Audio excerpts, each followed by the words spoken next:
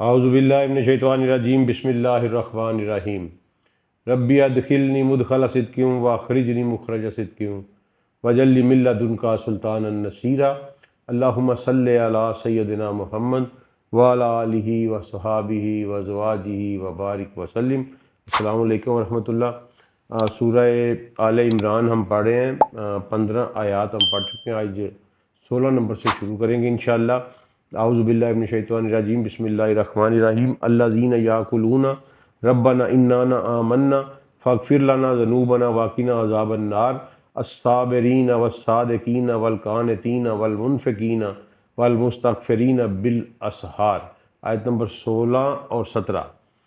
الذین یاکلون، وہ لوگ جو کہتے ہیں ربنا اننا آمنا، اے ہمارے رب ہم ایمان لا چکے، فاغفر لنا ہمیں غفر عطا فرما، ذنوبنا ہمارے گناہوں سے، واقنا عذاب النار اور ہمیں بچا لے آگ کے عذاب سے۔ اس آیت مبارکہ میں اللہ تعالیٰ یہ کہہ رہے ہیں کہ وہ لوگ جو ایمان لا چکے ہیں وہ یہ کہتے ہیں کہ اے اللہ ہمیں غفر عطا فرما ہمارے گناہوں سے۔ میں آپ کو کافی دفعہ یہ بات بتا چکا ہوں کہ غفار، استغفار، غفر، اس کا مطلب صریحاً معافی نہیں ہے، یہ بالکل غلط کانسیپٹ دیا گیا۔ غفر کا مطلب ہے پروٹیکٹ کرنا، ٹھیک ہے، شیلڈ قائم کر دینا۔ اور ہوتا یوں ہے کہ جب انسان کوئی غلطی کر بیٹھتا ہے، کوئی اللہ کا کوئی قانون توڑ بیٹھتا ہے اور پھر اللہ کی طرف رجوع کرتا ہے تو اللہ تعالیٰ پروٹیکٹ کرتے ہیں، ایک پروٹیکٹیو وال کریٹ کر دیتے ہیں اس کے اعمال کی شامت، یعنی اس کے عمل کا جو کانسیکوینس ہوتا ہے اس کے اور اس بندے کے درمیان میں۔ اس کو غفر کہتے ہیں۔ یعنی ایک غلطی کی، میں اس غلطی کی وجہ سے ایک سزا کا مستحق ہو گیا، لیکن میں نے اللہ سے رجوع کر لیا کہ اللہ میرے سے غلطی ہو گئی، مہربانی فرما۔ یہ اس کی رحمت، اس کا کرم ہے کہ وہ مجھے غفر عطا کرے گا اور ایک پروٹیکشن بنا دے گا، مجھے میرے اعمال کے حوالے نہیں کیا جائے گا۔ اور پھر اللہ کا سسٹم جو ہے اس کو مانیٹر کرتا ہے بندے کو۔ اگر بندہ اپنے اس قول پہ قائم رہتا ہے کہ میں دوبارہ نہیں کروں گا تو پھر اس غفر کو عفو میں بدل دیا جاتا ہے، یعنی اسے معاف کر دیا جاتا ہے۔ لیکن اگر بندہ اس کا اعادہ کرے تو وہ غفر اٹھا لیا جاتا ہے اور انسان کو اس کے شامت اعمال کے سپرد کر دیا جاتا ہے۔ یہ اللہ نے کہا کہ یہ جو لوگ ہیں جو ایمان لے آتے ہیں وہ مجھ سے اپنے گناہوں کے اگینسٹ غفر مانگتے ہیں اور وہ کہتے ہیں کہ ہمیں بچا لے آگ کے عذاب سے۔ یعنی یہ غفر دنیا میں عطا ہوتا ہے، یہ غفر آخرت میں بھی عطا ہوگا، اور یہ واقعہ عذاب النار جو ہے یہ آخرت سے متعلقہ ہے۔ اب یہ لوگ ہیں کون؟ اللہ کہتا ہے ان کی خصوصیات کیا ہیں، یہ کون سے لوگ ہیں جن کی بات پہ یقین کر لیا جائے کہ وہ واقعی ایمان لے آئے ہیں اور ان کو غفر عطا کر دیا جائے۔ یہ بڑی امپورٹنٹ چیز ہے کہ ہر وہ بندہ جو زبان سے یہ کہے گا کہ میں ایمان لے آیا، کیا اس کو غفر عطا کر دیا جائے گا اور اس کو بچا لیا جائے گا؟ ہرگز نہیں۔ اللہ نے ان کے کچھ کریکٹرسٹکس بیان کیے ہیں کہ وہ بندے جو یہ کہیں گے کہ ہم ایمان لے آئے، ان میں لا محالہ یہ آگے جو ہیں جی یہ 5 صفات جو ہے یہ ضرور بس ضرور ہونی چاہیے۔ کون کون سی؟ الصابرین، وہ صبر کرنے والے ہیں، والصادقین، وہ سچ بولنے والے ہیں، والقانتین، اور وہ فرما بردار ہیں، مطیع ہیں، حکم ماننے والے ہیں، والمنفقین، اور اپنے مال کو خرچ کرنے والے ہیں، والمستغفرین بالاسحار، اور رات کے پچھلے پہر اللہ سے غفر طلب کرنے والے ہیں۔ جی آپ دیکھیے گا کہ صابرین، صبر کرنے والے، اور اپنی زبان کو سچا رکھنے والے، پاک رکھنے والے، صادقین، اور اللہ کے قوانین پر عمل کرنے والے جھک کے فرما برداری کے ساتھ، اور اللہ کی راہ میں مال خرچ کرنے والے، اور پھر سب سے بڑھ کر یہ کہ رات کے پچھلے پہر سحری کے وقت اللہ سے غفرت طلب کرنے والے۔ یہ اللہ کے وہ بندے ہیں جو ایمان لے آئے اور جن کو اللہ غفر عطا کرے گا، اور اللہ انشاءاللہ ان کو آگ کے عذاب سے بھی بچائے گا۔ تو یہ خاصیتیں جو ہیں یہ انسان کو ہر صورت اپنے اندر پیدا کرنی چاہیے۔ صبر کیا ہے کہ پیشنس کے ساتھ رہنا۔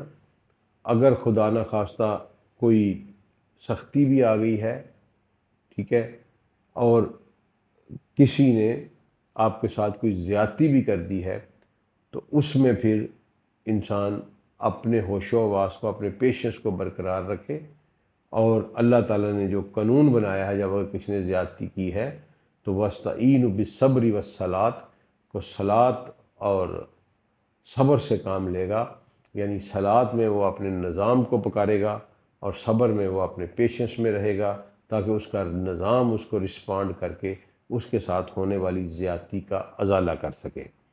اچھا، اور صادقین، جن کی زبان جو ہے وہ صادق ہو جاتی ہے، جو سچائی کے علاوہ کچھ نہیں بولتے، ان کو صادق کہا جاتا ہے۔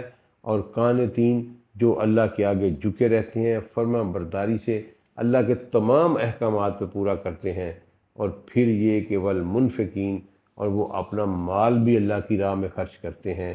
یہ جو بڑا سے بڑا امیر بندہ وہ سب کچھ ٹھیک کرتا ہے، اللہ نے اس کو دیا ہوا ہے، اس کی ضروریات سے زیادہ ہے، اور وہ اللہ کی راہ میں خرچ نہیں کرتا، تو وہ بھی پھر اس فہرست سے نکال دیا جاتا ہے۔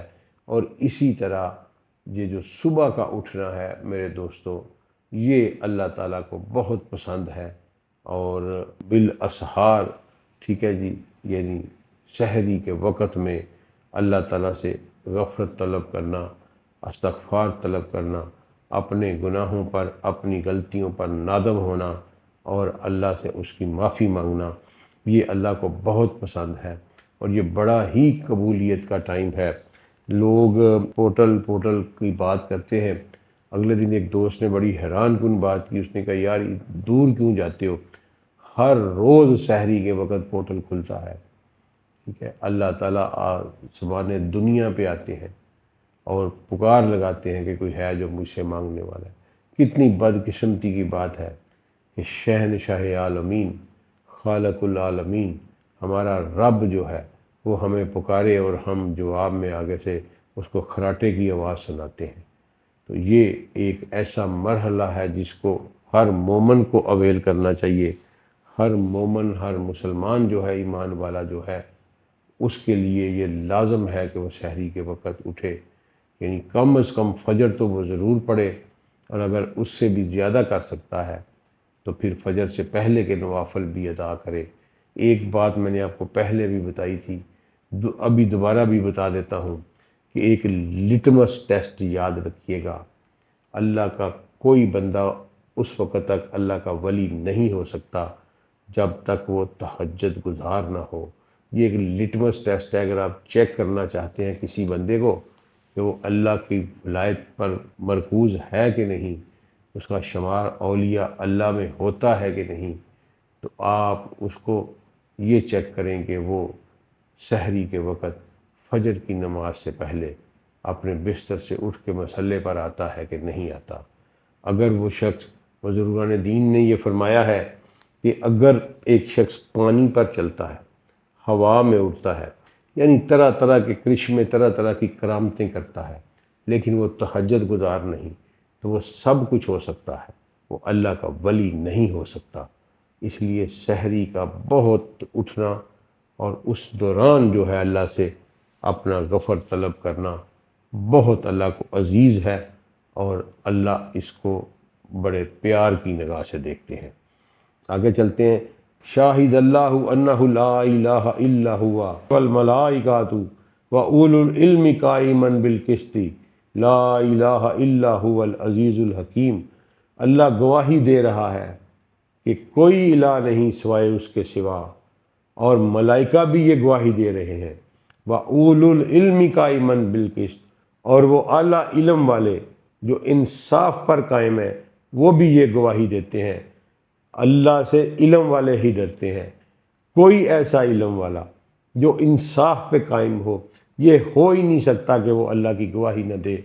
لا الہ الا هو العزیز الحکیم، اور وہی الہ ہے جو کہ غالب ہے اور جو کہ حکمت والا ہے، وزڈم والا ہے۔ وہ جانتا ہے کہ کہاں کیا استعمال کرنا ہے، کون سی چیز کس وقت اپروپریٹ ہے۔ وہ ٹائم اینڈ سپیس کی اپروپریشن کو بخوبی جانتا ہے، اور اس لیے وہ غالب ہے کہ وہ ان کی اپروپریشن کو جانتا ہے۔ تو یہ دیکھیے گا کہ اللہ یہاں خود گواہی دے رہے ہیں، شاہد اللہ، اللہ خود گواہی دے رہا ہے، پھر ملائکہ گواہی، اور پھر سب سے بڑی بات یہ کہ اللہ نے کہا کہ وہ اعلیٰ علم والے جو انصاف پر قائم ہے۔ اگر انسان ڈنڈی مار جائے آئنسٹائن کی طرح کا علم والا، تو یقیناً وہ بے ایمان علم والا ہے، یہ وہ جھوٹا ہے، فاسق ہے۔ جب اس نے یہ کہا کہ میں یہ مانتا ہوں کہ ایک عظیم گریٹ کریٹر ہے اس کائنات، لیکن میں پرسنل گاڈ پر بلیو نہیں رکھتا، یہ اس کی منافقت تھی، یہ اس کا فسق تھا۔ وہ اولو العلم قائماً بالقسط کی صفت میں نہیں آتا۔ دوستو، اللہ نے ایک جگہ قرآن پاک میں فرمایا کہ اللہ سے صرف علم والے ڈرتے ہیں۔ کیوں؟ کہ علم والے اللہ کے قریب پہنچے ہوئے ہوتے ہیں، اللہ کی حقیقتوں کو جان جاتے ہیں۔ کوئی ایسا علم والا جو انصاف پر قائم مبنی ہو، جو اپنے پریجوڈس، اپنے باعث، اپنے جو سمجھ لیں کہ منفی جذبات، ٹھیک ہے، اپنے تعصبات سے بالا تر ہو کر کوئی بھی علم والا جب سوچے گا تو اس کو صرف کائنات میں ایک حقیقت نظر آئے گی، اور وہ میرے اللہ کی حقیقت نظر آئے گی، اور وہ پکار اٹھے گا کہ لا الہ الا اللہ، تو آپ اللہ کے علاوہ کوئی اس قابل نہیں کہ اس کو الہ سمجھا جائے۔ دنیا کا کوئی علم والا ایسا نہیں، یا وہ اپنے علم کے دعوے میں جھوٹا ہے یا اپنے تعصبات میں گرا ہوا ہے، ورنہ یہ ہو نہیں سکتا کہ علم والا ہو اور اللہ کو نہ پہچانے۔ یہ جتنے ایتھیسٹ بنے ہوئے ہیں دوستو، یہ علم والے نہیں ہیں۔ اللہ تعالیٰ نے ان کی کوئی فکر بھی نہ کیا کریں، کیونکہ آج تک یہ لوگ، ان کے مقدر میں سوائے ذلت کے دنیا میں کچھ نہیں لکھا گیا، اس لیے ان پہ توجہ ہی نہ دیا کریں۔ اللہ نے ان کو کہا ہے شر الدابہ، یہ جانوروں سے بدتر ہے، ان کے ساتھ آرگومنٹ بھی نہیں کرنا چاہیے۔ میں تو ان کو اس قابل بھی نہیں سمجھتا کہ جو اللہ کے وجود کا انکار کرے، میں اس کو آرگومنٹ کے قابل بھی نہیں سمجھتا۔ یہ بالکل اسی طرح ہے کہ اگر میں آپ کو کہوں کہ یہ بکری کا بچہ کھڑا ہے اور اس کو آپ 2 + 2 4 سکھائیں، تو اگر آپ وہ سکھانا شروع کر دیں تو آپ کی عقل پہ شک کرنا پڑے گا۔ تو اگر آپ عقل مند ہیں تو آپ مجھے کہیں گے کہ بھائی یہ جناب والا بکری کو کیسے سکھایا جا سکتا ہے، جانور ہے ایک۔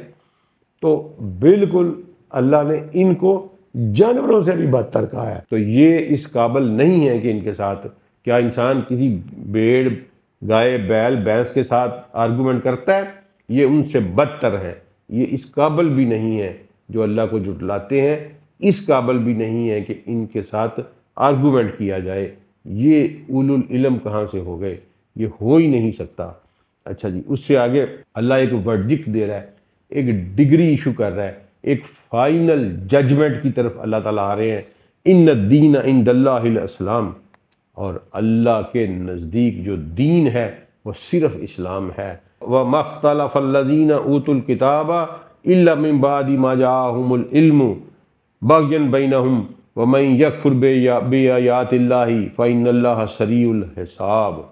اچھا جی، اللہ کے نزدیک جو ہے نا جی، اسلام ہی دین ہے، اور اہل کتاب نے اپنے پاس علم آ جانے کے بعد سرکشی اور حسد کی بنیاد کے اوپر ان کے ساتھ اختلاف کیا۔ اللہ کی آیات کے ساتھ جو بھی کفر کرے گا اللہ اسے بہت جلد حساب لے لے گا۔ اب یہاں دیکھیے یہ ورڈکٹ اللہ نے دے دی، ان الدین عند اللہ الاسلام، اسلام۔ دین کیا ہے؟ دین طرز زندگی کو کہتے ہیں، دین لائف سٹائل کو کہتے ہیں، دین طریقۃ المثلیٰ کو کہتے ہیں، جس سے انسان اپنی لائف کو گزارتا ہے، اس کو دین کہا جاتا ہے۔ دین خالی مذہب کا یا پوجا پاٹ کا نام نہیں۔ دوستو، اللہ نے قرآن پاک میں فرمایا کہ تمہارے لیے تمہارا دین، ہمارے لیے ہمارا دین۔ یہ کافروں سے سورہ کافرون میں یہ کہا گیا۔ اس کا مطلب ہے کہ ہر کسی کا دین ہوتا ہے، ٹھیک ہے۔ ہر ہیومن سیولائزیشن ایک طرز زندگی رکھتی ہے، اور اس میں وہی 5 سفیر ہیں جو میں آپ کو بتاتا ہوتا ہوں۔ اس میں بنیادی عقائد، نظریات ہوتے ہیں، اس میں اخلاقیات، مورل ویلیوز ہوتی ہیں، اس میں معاشیات، اکنامکس کے اصول ہوتے ہیں، اس میں سوشل ویلیو، معاشرت ہوتی ہے، اور پھر اس میں سیاسیات یعنی گورننس ماڈل ہوتا ہے۔ یہ 5 چیزیں مل کے جو ہے وہ ایک طرز زندگی کو بناتے ہیں، ایک تہذیب کو جنم دیتے ہیں۔ مسلمانوں کہاں بیٹھے ہوئے ہو، کہاں چھپے ہوئے ہو؟ ان تمہارے رہنماؤں نے تمہیں غافل کر دیا، تمہیں مساجد اور سجدوں میں لگا دیا، تم سے باقی سارا کچھ چھین، 4 حصے تم سے چھین کے تمہیں ایک حصے کی طرف لگا دیا گیا۔ نہیں، یہ دین نہیں ہے۔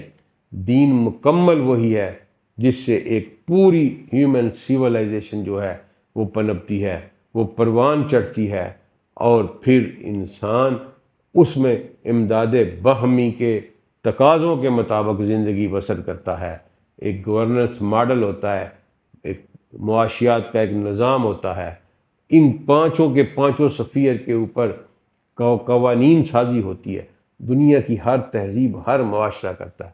اللہ کہتا ہے کہ اگر وہ تہذیب میرے بتائے ہوئے قوانین کے مطابق یعنی اسلام کے مطابق ہے تو میرے نزدیک صرف جو طرز زندگی ہے وہ اسلام کی ہے، اس کے علاوہ کوئی طرز زندگی نہیں ہے۔ اور یہ جن کو میں نے کتاب دی تھی، انہوں نے، ان کے پاس جب حق آ گیا، علم آ گیا، تو انہوں نے اس سے بغاوت کی۔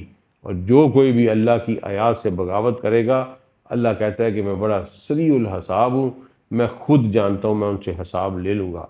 آگے فرماتا ہے فَإِنْ حَاجُوكَ فَقُلْ أَسْلَمْتُ وَجْهِيَ لِلَّهِ وَمَنِ اتَّبَعَنِي، کہ آپ سے اگر یہ اے نبی محترم صلی اللہ علیہ وسلم، اگر یہ آپ کے ساتھ جھگڑا کریں تو آپ انہیں کہیں کہ ہم نے اور میرے ماننے والے میں نے اور میری اتباع کرنے والوں نے اپنا چہرہ اللہ کے لیے اسلام کی طرف کر لیا ہے، اپنا رخ اسلام کی طرف موڑ لیا ہے۔ کس نے؟ سیدی محمد مصطفیٰ صلی اللہ علیہ وسلم نے اور ان کے ہر ماننے والے نے۔ وما نتبعانی، وہ ہر کوئی شخص جو میری اتباع کرتا ہے اس نے اپنا چہرہ اللہ کے لیے اسلام کی طرف موڑ لیا ہے۔ کل للذین اوتوا الکتاب والامیین اسلمتم، ان لوگوں کو جن کو ہم نے کتاب دی آپ انہیں بھی کہیں، اور امیین جن کو بہت دیر سے کتاب نہیں دی گئی، جن پر کسی نے حکمرانی نہیں کی، آپ انہیں بھی کہیں اسلمتم، کیا تم اسلام قبول کرتے ہو؟ فَإِنْ أَسْلَمُوا فَقَدِ اهْتَدَوْا، اور اگر انہوں نے اسلام قبول کر لیا تو یہ ہدایت پا گئے۔ وَإِنْ تَوَلَّوْا، لیکن اگر یہ پھر گئے، منہ پھیر لیا انہوں نے، فَإِنَّمَا عَلَيْكَ الْبَلَاغُ، تو آپ کے اوپر کوئی ذمہ داری نہیں سوائے پہنچانے کے۔ وَاللَّهُ بَصِيرُ الْعِبَادِ بِالْعِبَادِ، اللہ اپنے بندوں کو خوب دیکھ رہا ہے۔ اس کا سیکوینس دیکھیے گا، اس میں اللہ نے پہلے شہادت پیش کی، اپنی شہادت دی کہ میں گواہی دیتا ہوں، پھر ملائکہ گواہی دیتے ہیں، پھر علم والے گواہی دیتے ہیں، کیا؟ کہ الہ ایک ہی ہے۔ اب یہ دیکھیے گا، جو میں آپ کو کہتا ہوں کہ الہ کا مطلب وہ ہے جس کے قانون کی پیروی کی جائے، جس کے قوانین کے تحت انسان زندگی گزارتا ہے، وہ الہ ہے۔ آج اگر آپ ویسٹرن سیولائزیشن کے قوانین پر عمل کر رہے ہیں، government of British India act 1935 کو اپنائے بیٹھے ہیں، آپ کا پاکستان پینل کوڈ قرآن کے مطابق نہیں ہے، تو میری بات پہ یقین رکھیے گا، اور قیامت والے دن انشاءاللہ میں گواہ بنوں گا، آپ بھی میرے ساتھ گواہ بنیں گے کہ یہ جو سسٹم ہے یہ ان کو الہ مان کے بیٹھا ہوا ہے جنہوں نے یہ قوانین بنائے ہیں۔ ہم اصل میں اپنی جسٹ آف لائف میں ہم اپنے اللہ کو الہ نہیں مان رہے، یہی سب سے بڑا شرک ہے میرے دوستو۔ یہ بہت بڑی بات ہے۔ اس لیے آج کے مسلمان کے اوپر سب سے بڑی واجب بات جو یہ ہے وہ اپنے اسلامی نظام کے لیے کوشش کرنے کی ہے۔ جب تک نظام اللہ اور اس کے رسول کے قوانین کے مطابق نہیں ہوتا، اس کے مطابق نہیں ڈلتا، آپ اپنے رب کو الہ مان ہی نہیں سکتے۔ آپ کی ہماری ساری یہ منافقت ہے۔ اللہ زبانی کلامی جمع خرچ کی بات نہیں کر رہا۔ اللہ نے یہ پہلے شہادتیں لیں کس چیز کی؟ کہ الہ صرف میں ہوں، یعنی قانون سازی کا اختیار اور قانون کو امپلیمنٹ کرنے کا اختیار صرف میرے پاس ہے، اس کے علاوہ کسی کے پاس نہیں، اللہ نے کہا۔ اور پھر اللہ نے کہا کہ جو قوانین کا مجموعہ جس کے جو امپلیمنٹیشن ہوگی، جس کی وہ رسم و رواج، وہ ٹیبوز، وہ نامز، وہ ٹریڈیشنز، وہ قوانین، وہ لا، وہ کانسٹیٹیوشن، جس کی بنیاد کے اوپر تمہاری ہیومن سویلائزیشن اٹھائی جائے گی، اگر وہ میرے مطابق ہے تو وہ اسلام ہے، اور مجھے صرف وہی قبول ہے، اس کے علاوہ مجھے کچھ قبول نہیں ہے۔ اور پھر اللہ نے کہا کہ اس بات کے اوپر اگر یہ آپ سے جھگڑا کریں تو آپ انہیں یہ بات بتا دیں کہ میں اور میری اتباع کرنے والے جو ہیں، ہم نے اسلام کی طرف اپنا منہ موڑ لیا ہے۔ اب میرے دوستو، اگر میں اور آپ محمد الرسول اللہ صلی اللہ علیہ وآلہ وسلم کی اتباع کرنے والے ہیں تو ہمیں ہر صورت میں اسلام کی طرف منہ موڑنا پڑے گا۔